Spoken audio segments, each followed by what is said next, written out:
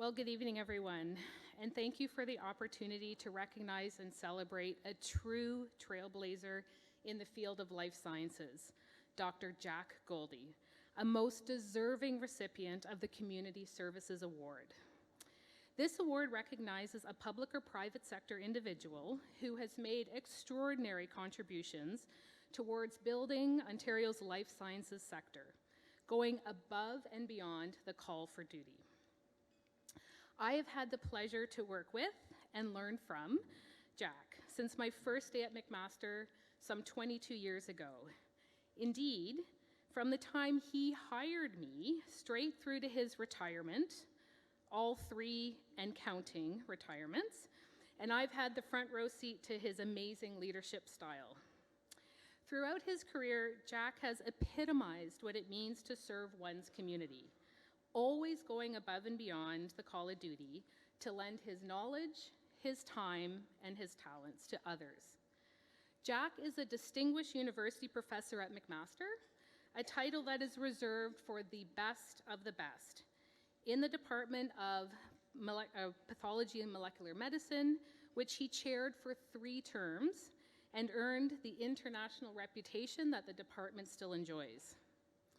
Jack is best known as a scientist for discovering how immune signaling molecules called cytokines affect people's response to infections, autoimmune diseases, and chronic conditions including cancer. When researching pulmonary fibrosis in the 1980s, Jack discovered how cytokines drive the development of scar tissues in the lung, details that help the pharmaceutical industry develop new treatments that are in the clinic today. He has served on the Gairdner Foundation's Medical Review Panel and Advisory Board from 2002 to 2011. He was Vice President Research at St. Joseph's Healthcare Hamilton from 2016 to 2021, and he had served on its board since 2002. Jack was on the board of Genome Ontario for 8 years, including serving as acting chair. He also served on the Ontario Research Fund Advisory Board since 2005 and has chaired that board since 2011. Suffice it to say, his guidance and advice has helped to shape Ontario's life sciences landscape and to really make Ontario the go-to place for leaders in industry and academia alike. But Jack is so much more than his resume. He is literally a master of so many things. He's a former Canadian water polo Olympian. He's a recipient of the Queen's Silver Jubilee Medal for Sport and the Queen's Diamond Jubilee Medal for Medicine.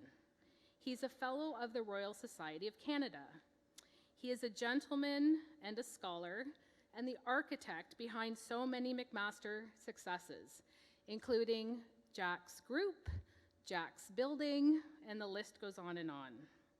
He's also the architect behind much of the province's research and development initiatives. He's an amazing mentor, a trusted colleague, and indeed a cherished friend. I really, really wish Jack could be here tonight with you all. Yesterday, he had emergency surgery to put in a pacemaker, and true to form, he was on a meeting today for McMaster Health Labs, which is a not-for-profit that Jack established at the beginning of the pandemic. And Ryan, I know he would be thrilled to have been here tonight with you, and I'm sure that it is something that he has deep regret that he was not here to be with all of you, but also with you. So with that, please raise your glass and a toast to Jack, who can't be here tonight, but who is so deserving of this award. Thank you.